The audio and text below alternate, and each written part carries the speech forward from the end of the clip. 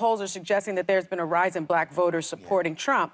Do you believe these polls, and what policies that are important to black men are being addressed by the GOP? Well, I don't. I got the short time to answer that. Yeah, I'll give you this. I'll give the Democrats this. Black people, especially black men in the South, are afraid. They have concerns around immigration. They have concerns around gun control. They have concerns around wealth building. So if I was the Democrats, I'd try to speak directly to that base. There were some other headlines that came out. And I was very upset about it. Yeah. Because it was unnecessary, and you don't do that on that special night, especially for what I read about. So what I'm going to ask you is, there was an incident at the Grammys. It led to you being taken out in handcuffs and arrested. That was wrong. Obviously, it's an ongoing legal matter. So yes, this is a follow-up video. If you have been following this channel, you realize this is the third clip partaken to Killer Mike. Other news, before I get to that, I just want to give a shout out to my friend. He was here last week. Killer Mike won 3 Grammys. And then he was arrested at the Grammys. It was a conspiracy theory because I couldn't get him to endorse Biden. And they said, I'm serious, this is going on the internet. I don't understand the police in this country. You know, you walk out of CVS with an arm full of shit and they don't say anything. According to this article, Grammy-winning Atlanta rapper Killer Mike appeared on The View today and reflected on his recent arrest in handcuffs at the Grammy earlier this month, saying all of my heroes have been in handcuffs. Malcolm, Martin, Mandela, I walk out with the same dignity and respect that I walk in with. I will employ people just to take that from it. The rapper was asked about the incident by The View co-host Sunny Hosten, who acknowledged that the ongoing legal case restricted the extent to which Killer Mike, real name Mike, could discuss. He responded to this on this clip. I want to play it so you can see exactly what is going on.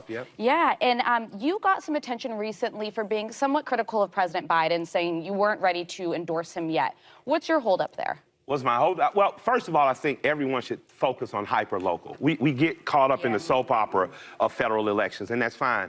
But if you are concerned with the federal election, you don't know who your city council or your wardsman is, you don't know who your mayor is, and you don't have a good list of state representatives or governor, then you're just a part of whoever wins the Super Bowl or fanfare. So my most important election is going to be in about a year and a half for who's my mayor going to be. I think that Andre Dickens is doing a great job around housing in Atlanta, and I don't want that to be lost. Even though we have a Republican governor, Brian Kemp, I have a good relationship with him. I like what he's done in terms of Georgia business. We've been leading business amongst all states for the last 10 years, and he brought back the Hope Scholarship and expanded it. So if you're a kid in Georgia, you're poor, you got to be average, you can go to college for free or trade school. So in my community, girls are going to college, but boys don't have anywhere to go, and they're not choosing to.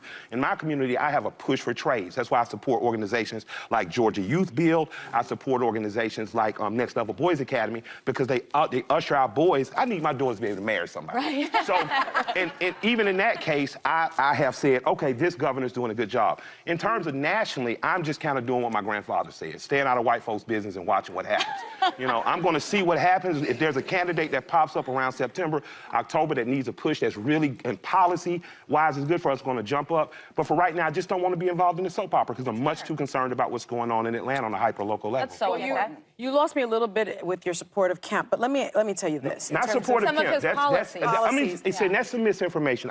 You cannot like me, but don't lie on me. I saw someone I really respect, a black woman who's a commentator. So you don't support him, you like his policies. Well, I support some specific ones he named. Beyond it, he's the governor of my state, so I have to be involved with him because I can't divorce myself. But let me say this.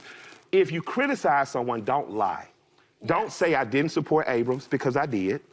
Don't say that I don't support Democrats, because I've helped get 3 Democratic mayors elected. I've helped get 2 state representatives elected. But if someone is in the king's seat, I'm not going to not have dinner with the king on behalf of my people. I have to do that. Let me just point some of Biden's achievements out for the black community, right? The lowest black unemployment rate on record, lowest gap between black and white unemployment on record. We got to give him a clap. Black wealth is up by 60% relative to pre-pandemic, the largest increase on record. Has helped 8 million renters and their families stay in their home, over 40% of whom were black, and the largest effects in majority black neighborhoods like yours. Delivered investment of over $7 billion to support HBCUs, put $1 billion into Head Start. Whoopi's going to like that. A program where more than 28% of children and pregnant women who benefit and identify as black. Yep. So those are Biden's accomplishments in the black community.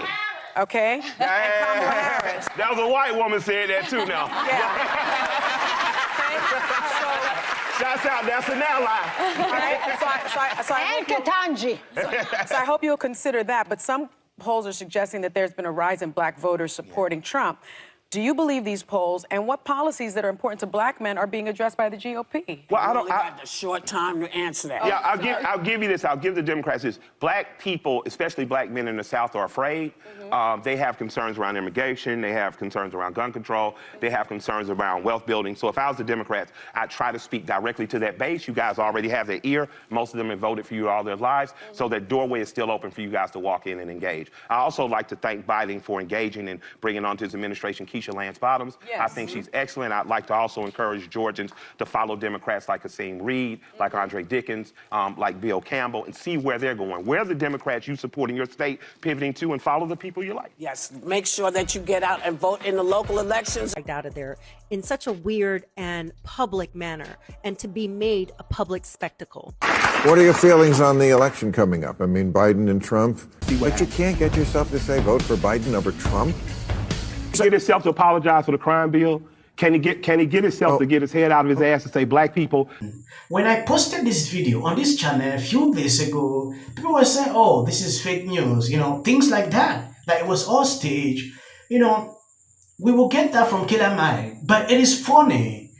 It came out on all social media platforms where people were saying it's because Killer Mike rejected on Maher's show to endorse Biden. So maybe that's the reason he was arrested. So on this clip, when I looked through, I didn't actually see because he rejected to respond to this, which I don't know. I'm not a lawyer, just reporting. Maher had another show recently where he actually pinned this, like, why was he arrested? When you look through all the newsletters pertaining to this case, you will not get exactly why he was arrested. Then tell me why people will not conclude, because it was just after, a day after, before the Grammys. So, what happened? I understand this is how these people do. When you go against them, things like this can happen to you. Maher quoted like this is a conspiracy theory. People assuming that he was arrested because of this are all conspiracy theories and attributed to Trump supporters, which was insane. Any person would think like that because we never expected that to happen.